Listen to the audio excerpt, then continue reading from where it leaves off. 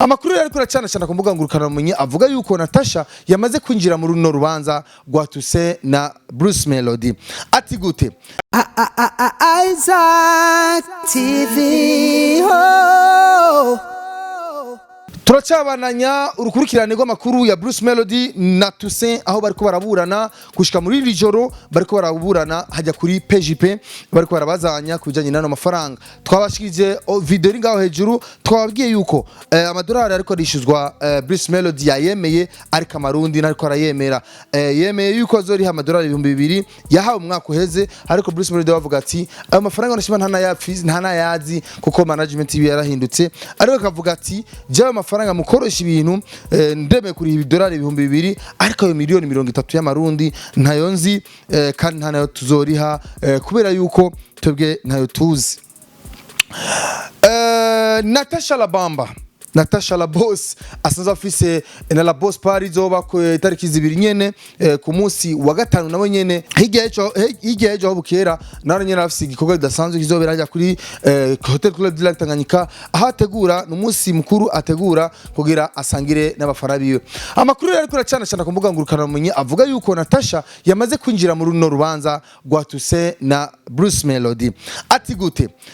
Bruce Melody atagihindutse cyangwa se iyo Natasha atari gushirimo kuguru kwiwe cyangwa se ukuboko kwiwe biravugwa ko Bruce Melody ashobora kuba uno mwanya ari mu gasho cyangwa se byari kuba byageze kure cyane kuko uravye Natasha yarungise intervention rapide cyangwa se yagiye nk'umuririmbyikazi wenyene yahagurutse aragenda asukamwe mabisi arasaba yuko Toussaint yoroshe umutima wanashima bino bintu babiheze bonyene kimya bitarinze kujya hejuru ariko Toussaint kubera yuko amafaranga yakeneye kandi mumva yuko ari menshi wavuga ati uko biri kose akoze ibitera abatarandi hamahera yanje arashobora kutana yandiha kandi urukiko niruduteturure amafaranga na yishure hanyuma bigira inzira. Natasha rero amatwa dusumira cyangwa se amakuru ariko aracana nuko kubegereye Natasha ku makuru mfise yegereye abandi hafi ya Natasha nuko Natasha ariko arabisuka mu mabisi kugira bigende neza cyane maze runo rubanza ruhere.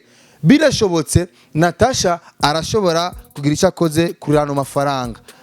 Binashobotse ndasubiyemo bidashobotse naho nyene urumva nuko bimeze ariko icyo nagira mvuge impamvu nagarukanye impamvu muzanye Natasha cyangwa se impamvu Natasha ariko aragaruka muri ino dossier nanjye ngasha numva ko fisi cyo no ivuga ko Natasha subwa mbere agize icyakoze cyangwa se icyafashije abaririmbyi baje bava hanze y'igihugu cy'u Burundi babashitsi.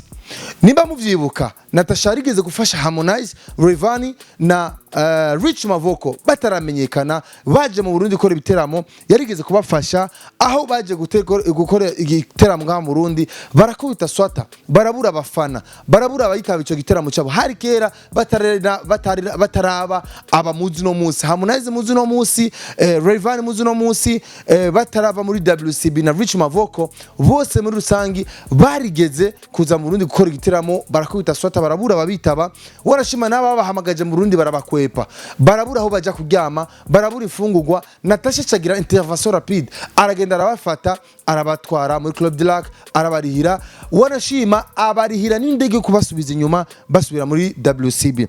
Amakuru rero Natasha yarayemeje wenyene ku maposti yagize ariko hanura Lolilo igihe Lolilo ariko asaba ko abanyatanzania bamwakira wanashima ariko asaba ko bamukunda kubera yuko afisa mamuko muri ico gihugu cya Tanzania. Natasha rero yaravyemeje mu kumumvisha Lolilo yuko abatanzania tarukundo bafise wanashima ushobora kubakorera neza ejo subi wabo bakakwakira nabi canke se bakigira showbiz bakigira nk'umengani bakuzi. Natasha rero kenshi nimutangare mwumvise atana kimwe wanashima nabivuze ko nibi bya Bruce Melody akagira icyakoze canke se akagira icyafashije muri bya Bruce Melody akinumira ariko kumbura akaza kubivuga hanyuma kubera Natasha nko mubizi sirimwe si kabiri akoze iciza nk'iki cyo gufasha aba artiste baje bava hanze y'igihugu hanyuma bikarangira yinumiye akicecekera sabo gusa hari n'abandi barinzi batandukanye bagiye baraza mu Burundi bakagira ikibazo nka mu Burundi Natasha akaba ari wo wa mbere agira ama intervention rapide mu kuja kugira kubashigikira.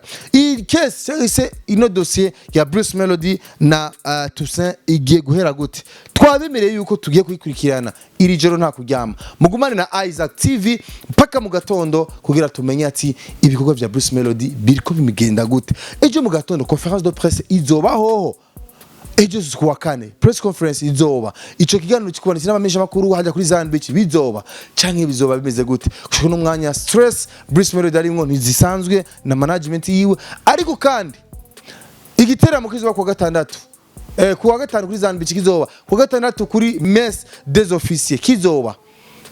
Akaba ari n'amakuru ariko aranugwanugwa yuko hajya kuri Messe des Officiers kiriska kutanaba. Kumvo zuko ari no mu gisirikare, ari n'ikigo cy'abasirikare bitanguye kuvuga uko kubera vya Bruce Melody biramaze no gupostingwa kuri Twitter ya Ministère y'u Burundi bavuga yuko Bruce Melody ariko arabazwa ku bibazo kubijanye na escroquerie, bamwagiriza escroquerie y'amafaranga yariye atarishura. Reka turindiriye biko biraja maze update zose na kuri Isaac TV kumana natwe turi ku kazi. Cyitwa Isaac Classic. Iyi ni Isaac TV. Isaac TV.